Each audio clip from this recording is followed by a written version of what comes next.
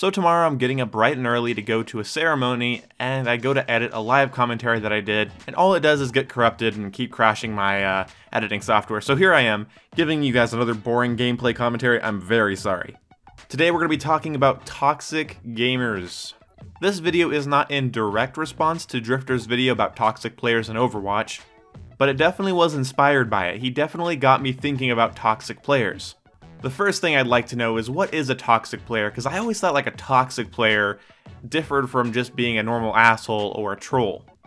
I always sort of thought like the League of Legends, Counter-Strike tryhards that scream at their teammates all the time and are not fun to be around. Yeah, they're trying to win the game and they're not, going after you personally, but their attitude towards the game is just so putrid, and their desire to win makes them so annoying to be around that they're not fun to be in the same game chat with. And even though communication is vital in a lot of competitive games, if being screamed at ruins your experience, well then what's the point in getting their callouts? But apparently toxic players are just any asshole playing the game. This is according to Drifter, this is according to a lot of other videos and little forum posts I saw about this. Trolls, assholes, loud obnoxious screaming people that are mean, all add to the overall toxicity level of a game's community. Now, obviously we've all run into toxic players in every game we've played. If you played a game online, especially a first-person shooter, you have run into toxic players. My friend always complained about running into them in games like FIFA and NBA 2K whatever as well. So if we just categorize toxic players as players that hinder the experience, they're trolling you, they're trying to make things difficult, they want to do well, and they're doing their best, but they're also just assholes in the game chat. In Drifter's video, he showed a clip of a guy, who's being an asshole in the game chat in Overwatch. Behind you, Brad, watch out. I know, there's several behind us. Diva's here too. Diva's on you. Literally your only fucking purpose, and you're not doing it. The only time he's communicated is with a white knight, his friend. Yeah, I know. The only time he's communicated. I'm wondering if I should play some You're Metro cool, for this. man. I'm not worried about you, but holy shit. I will watch them get hit by far before. And the guy was just saying a bunch of nasty shit to Drifter and his wife, and the guy was clearly trying to rustle Drifter's feathers and get some hashtag trigger points. I don't know, nobody's ever in the history of the world typed hashtag trigger points on Twitter, but still. If that is a toxic player, somebody that's just an asshole, then I've run into them about, 4 out of 10 players online.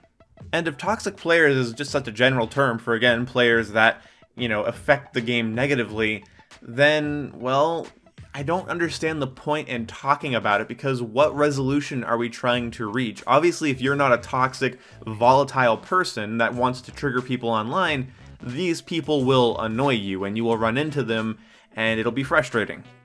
So what's the goal? To raise awareness that there's assholes that play online games? Well, assholes do lots of things. Assholes make sandwiches at Subway. Assholes bag your groceries at Albertsons. They shoot you in Call of Duty. They pump gas. They go to work. They file their taxes.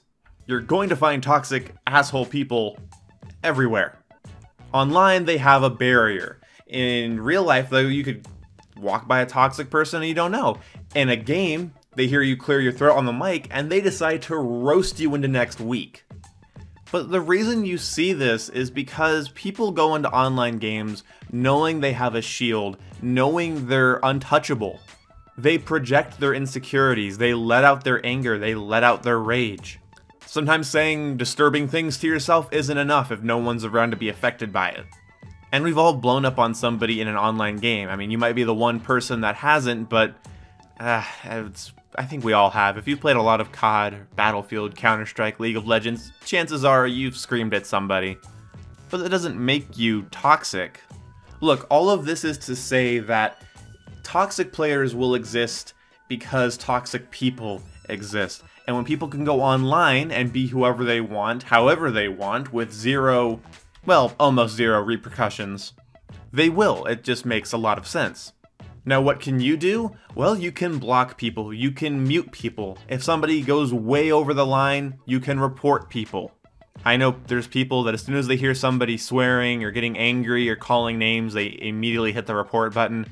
Let people have their bad days, just mute them and move on. If I sound biased, it's because I am. I've gone online just to take out my frustrations about life. My angsty teenage years would have gone a lot different if I didn't have Call of Duty and a Xbox Live account and a headset. I talked about my angsty teen years as if they're over. Okay, I'm gonna go back to making this video. Gameplay commentaries are the best. But more specifically, if you're going to be talking about competitive online games, and you can hate me for this, but in my experience, especially competitive PC games, you are going to run into a lot of toxic, angry people. People that use you as a teammate or ridicule you as an enemy, but are only there for themselves, and they say mean shit, and they're rude, and they're not fun to be in a game with, and that's just the nature of competition when we all have the equivalent of the best mask ever, which is the distance between us and the players we're playing against. Can you imagine how football players, or even like high school football players, or middle school football team, how they would act if nobody knew who they were or where they were from, and nobody knew names, and nobody knew how to track them down, and nobody could touch each other? Imagine all the things they would say. Good God. I'm scared to go to like an actual gaming convention of some kind and sit down and play a game, because I have a weird feeling that I'm going to yell at a stupid teammate and then turn, and that person's going to be sitting right there, and it's just going to be over. Your boys are going to die, especially if the guy's bigger than me. Or girl. Girls play video games too. Wait, do girls still play video games? Okay, yeah, okay, sometimes girls play video games, I guess. Pfft, who cares, right? So since it's just the nature of competition, it's just the nature of having this online distance between all of us, and it's just the nature of venting and getting out your personal feelings and emotions, and again, projecting your insecurities, I just don't see a means to complain about it, because what is the remedy for toxic players? Well, of course you can mute them, or if they go way over the line you can report them, but trust me, I have some friends that get reported for saying horrible shit on Xbox.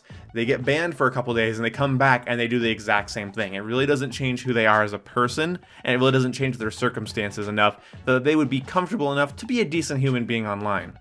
That's why I mute my mic and I scream at myself.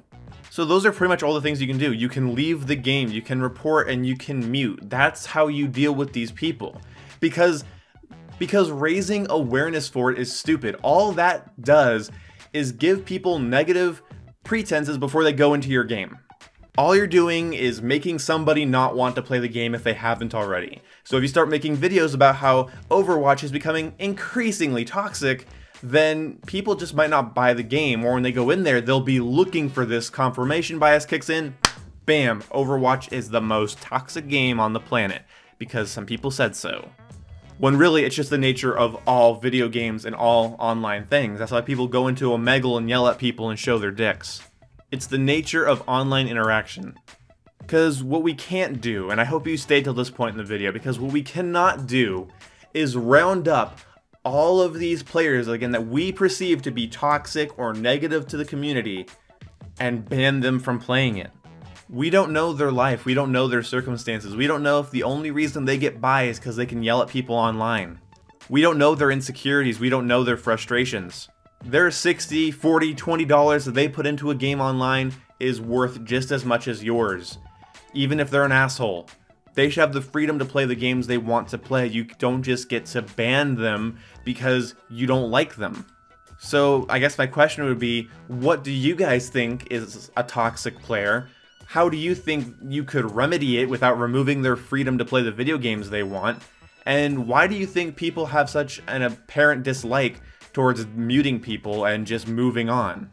I don't know. I think it's a little bit ridiculous to assume you could hop into a competitive online game and not run into some mouthy asshole. Because you're going to run into a mouthy asshole. I would like to say that the more casual the game is, the less toxic people you get, but that's really not true either. And when games get huge player bases like Overwatch or Call of Duty or Battlefield, you're getting so many types of people in your game. So yeah, there's going to be some people that you disagree with. There are going to be perverse assholes out there. But my point would be, when the final statement of this video games are not a support group. They are for everybody, asshole or otherwise. And the game gives us ways to deal with them, and raising awareness for toxicity just gives players a negative connotation when they sign on to their favorite game. Hope you guys enjoyed this video. I'll see you when I see you. Leave me comments, talk about things down below, and I'll see you when I see you. I think right now is a good time for a 20-second end slate where I can let this video get to 10 minutes long. So anyway, hope you guys enjoyed. Oh, I don't need to anymore. I'm literally hitting 10 minutes right now. Okay, 10 minutes is okay. See you when I see you guys. Goodbye!